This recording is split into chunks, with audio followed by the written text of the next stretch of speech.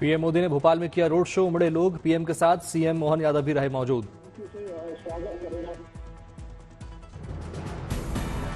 खुली जीप में सवार होकर पीएम ने हाथ हिलाकर लोगों को का अभिवादन किया स्वीकार। भोपाल से बीजेपी उम्मीदवार आलोक शर्मा को जिताने की अपील। विपक्ष पर पीएम का एक और प्रहार। सोशल मीडिया प्लेटफॉर्म पर लिखा, इंडी गठबंधन वाले अब 1 ईयर 1 पीएम फॉर्मूले के बारे में सोच रहे हैं। ये मुंगेरी लाल के सपने जैसा भले हो, लेकिन ये सपना हसीन नहीं, बहुत डरावना है। जेपी मॉर्गन के सीईओ जेमी डिमन ने पीएम मोदी की तारीफ की। कहा, मोदी ने भारत में अविश्वसनीय काम किया। जेमी डिमन ने मोदी सरकार के किए सुधारों की तारीफ करते हुए कहा, पूरे देश को आगे बढ़ा रहे हैं मोदी। मंगलसूत्र और संपत्ति सर्वे के शोर के बीच अब सैम पित्रोदा के बयान पर चुनावी संग्राम। पीएम मोदी और शाह ने कांग्रेस को घेरा। एक इंटरव्यू में सैम पित्रोदा ने 50% विरासत टैक्स की वकालत की थी। पीएम ने कहा, कांग्रेस माता पिता से मिलने वाली विरासत पर टैक्स लगाएगी। कांग्रेस ने तो आज एक और पत्ता खोल दिया है। उनका हिडन एजेंडा बाहर आया है। आज उन्होंने कहा है इनहेरिटेंस टैक्स। पीएम ने कहा, आपने अपनी मेहनत से जो संपत्ति जुटाई है वो नहीं चाहते कि आप अपनी संपत्ति अपने बच्चों को दें। आपने पूर्वजों ने जो संपत्ति बचाई है, जो आपको मिली है, अब ये कांग्रेस कहती है कि आप अपने संतानों को वो संपत्ति नहीं दे सकते। सरगुजा की चुनावी रैली में पीएम ने कहा, आपकी कमाई, मकान, दुकान पर कांग्रेस की नजर। पीएम ने घोषणा पत्र को क्रांतिकारी बताने पर राहुल गांधी पर किया वार। कहा, कांग्रेस का मंत्र है लूट, जिंदगी के साथ भी और जिंदगी के बाद भी। कांग्रेस का मंत्र है कांग्रेस की लूट, जिंदगी के साथ भी लूट और जिंदगी के बाद भी लूट।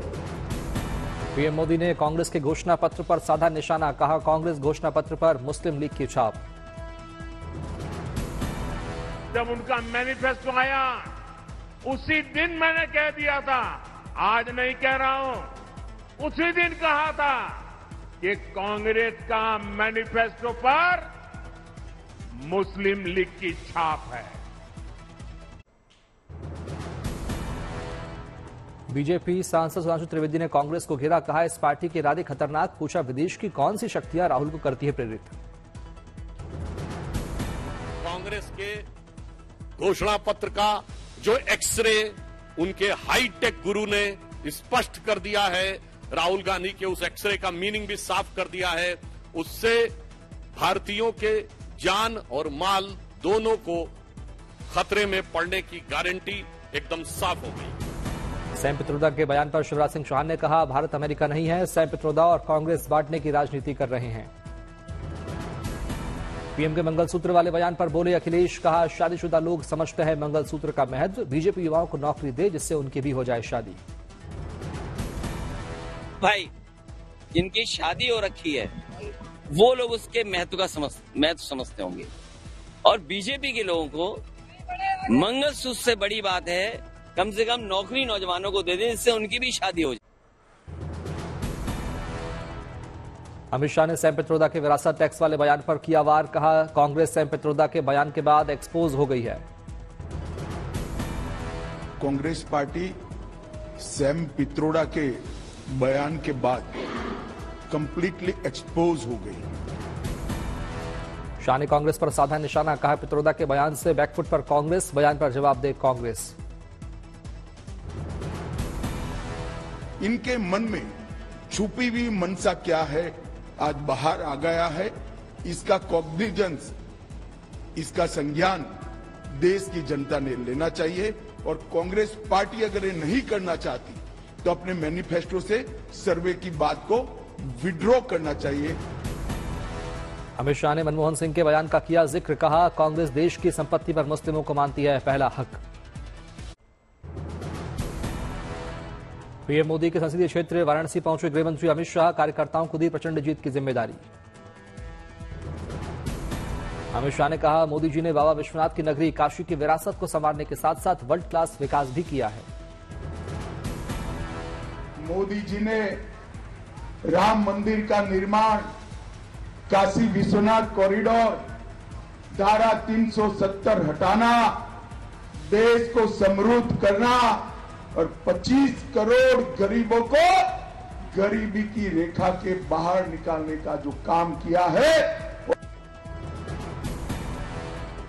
गृहमंत्री शाह ने कहा, देश भ्रष्टाचार खत्म करने और परिवारवाद से देश को मुक्ति दिलाने का काम पीएम मोदी ने किया।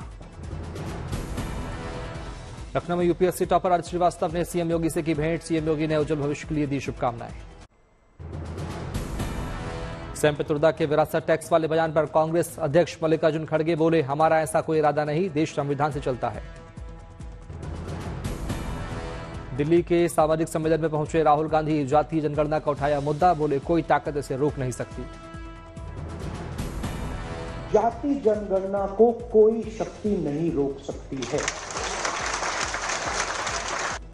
और जैसे ही हमारी सरकार आएगी, मैं आपको बता रहा हूं, पहला काम जाति जनगणना होगा। एक्सरे वाले बयान पर बोले राहुल गांधी, एक्सरे से सिर्फ ये पता लगेगा कि 90% लोगों की भागीदारी कितनी, इससे तो देशभक्तों को होनी चाहिए खुशी। एक्सरे से क्या बटेगा, कैसे बटेगा? एक्सरे से सिर्फ 90% को ये पता लगेगा कि उनकी भागीदारी कितनी है। प्रियंका गांधी ने बीजेपी पर बोला हमला, कहा कांग्रेस के मैनिफेस्टो से बीजेपी घबरा गई है, वो नए नए मुद्दों पर लोगों को भटका रही है। प्रियंका ने बीजेपी पर साधा निशाना, कहा बीजेपी के पक्ष में चुनाव नहीं जा रहा है। प्रियंका ने कहा, हमारे मैनिफेस्टो में कांग्रेस के वादे हैं, सभी वादों को पूरा किया जाएगा। हैदराबाद में केंद्रीय मंत्री अनुराग ठाकुर ने किया रोड शो। अवैसी के खिलाफ मैदान में उतरी माधवी लता के लिए मांगे वोट। कांग्रेस और उनका एक ही एजेंडा था, कांग्रेस और अवैसी का एक ही एजेंडा है, काटते रहो। अरे अब तो पतंग काटने का टाइम आ गया मेरे भाई और बहनों।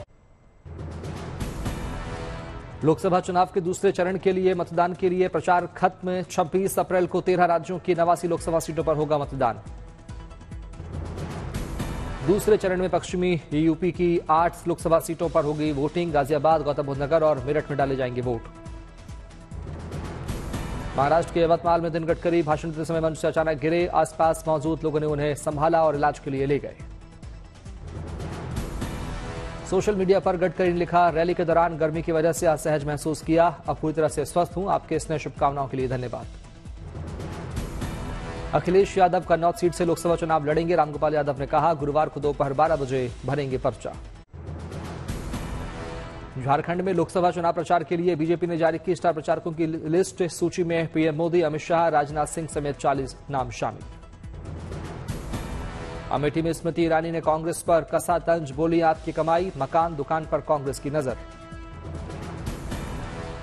हमारी माँ हमको कुछ दे, हम अपने बच्चों को वो दे।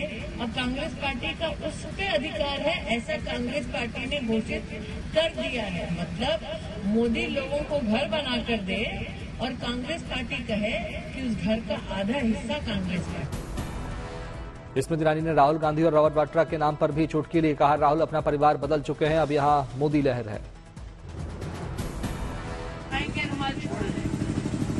अब जीजा हो या साला, उनसे कह दे अमेठी में हर वोटर है मोदी का मतवाला। पटना में बीजेपी अध्यक्ष जेपी नड्डा ने Bihar BJP election management committee की बैठक में लिया हिस्सा। आने वाले मतदान और प्रचार को लेकर किया मंथन।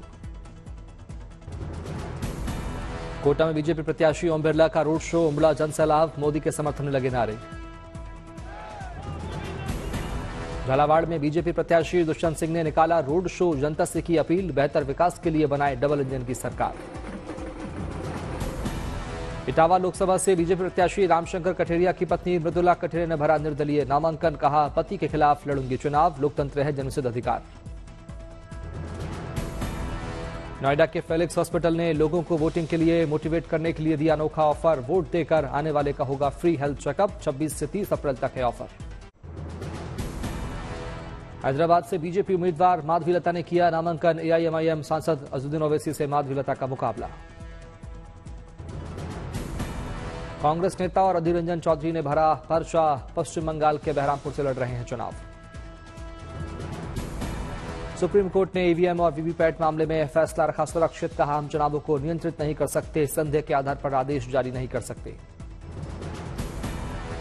शराब घोटाले में केजरीवाल की अर्जी पर कोर्ट में ईडी ने दाखिल किया हलफनामा। कहा, 36 लोगों ने 170 से अधिक मोबाइल किए नष्ट, जांच में नहीं कर रहे सहयोग। ईडी ने अपने हलफनामे में कहा, चुनाव प्रचार की आड़ में केजरीवाल की गिरफ्तारी को अवैध नहीं माना जा सकता। केरल के अलुप्पुझाम की रैली में कम्युनिस्ट दलों पर भड़के अमित शाह। कहा, वो भारत को परमाणु हथियार विहीन बनाना चाहते हैं। बोले, राष्ट्रीय सुरक्षा से कभी समझौता नहीं। चुनाव प्रचार के आखिरी दिन मेरठ में बीजेपी प्रत्याशी अरुण गोविल का रोड शो। काफिले में बुलडोजर की भी एंट्री। खिलाड़ियों से मिले हरियाणा के पूर्व सीएम मनोहर लाल खट्टर। बीजेपी को समर्थन देने पर बनी सहमति। पूर्व बॉक्सर विजेंदर सिंह, योगेश्वर दत्त, बबीता फोगाट भी शामिल। जम्मू कश्मीर के कुलगाम में हुआ मुफ्ती की चुनावी सभा। कहा, कांग्रेस ने देश बनाया और बीजेपी ने सिर्फ ध्रुवीकरण किया। श्रीनगर में ढोल नगाड़ों के साथ निकला पीडीपी उम्मीदवार वहीद उर रहमान का नामांकन भरने का जुलूस। समर्थकों में दिखा जबरदस्त जोश। 13 मई को मतदान।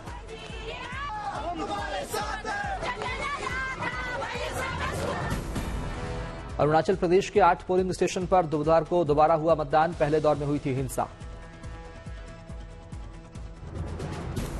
इटावा में कार्यकर्ता सम्मेलन में शामिल हुए अखिलेश यादव। कहा, देश की संस्थाएं बीजेपी के लिए कर रही हैं काम। चुनाव आयोग से भी पूछा सवाल। बंगाल के जंगीपुर में टीएमसी सांसद अभिषेक बनर्जी की सभा। कहा, जजों का बीजेपी जैसी भ्रष्ट पार्टी में शामिल होना एक त्रासदी। पटना में तेजस्वी यादव की बीजेपी पर का बड़ा आरोप। कहा, सभी एजेंसियां बीजेपी के समर्थन में कर रही हैं काम। हिमाचल के सीएम सुक्खू का पूर्व सीएम जयराम ठाकुर पर बड़ा हमला। कहा, सत्ता की कुर्सी के लिए भगवान को भी चैलेंज कर रहे हैं।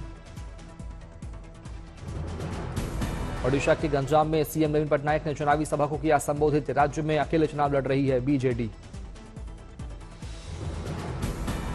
सिकंदराबाद लोकसभा सीट पर कांग्रेस उम्मीदवार दनम नागेंद्र ने भरा पर्चा। समर्थकों के बीच जीत का किया दावा। दिल्ली में आम आदमी पार्टी के सांसद संजय सिंह का आरोप। कहा, पार्टी सांसद और पत्नी की केजरीवाल से मुलाकात कराई गई कैंसिल। पीएम और राज्यपाल को लिखूंगा पत्र। बेंगलुरु में कांग्रेस उम्मीदवार डीके सुरेश के 2 कर्मियों के घरों पर इनकम टैक्स का छापा। बीजेपी के खिलाफ कांग्रेस समर्थकों का प्रदर्शन। जम्मू कश्मीर के बांदीपोरा में आतंकियों से मुठभेड़। इलाके में सुरक्षा बलों ने चलाया सर्च ऑपरेशन। मुजफ्फरपुर में मैठी टोल प्लाजा पर टोल टैक्स मांगने पर कार सवार ने टोल कर्मी पर तानी पिस्टल। सीसीटीवी में कैद पूरी वारदात। पुलिस ने शुरू की जांच। असम के डिब्रूगढ़ में तूफान और मूसलाधार बारिश से कई गांवों में सैकड़ों घर तबाह। खेतों में फसलों और सब्जियों को भी भारी नुकसान। मिजोरम के 4 जिलों में तेज बरसात और ओलावृष्टि। कोलासिब जिले में सैकड़ों घरों को नुकसान। करीब 14,000 लोगों पर पड़ा असर।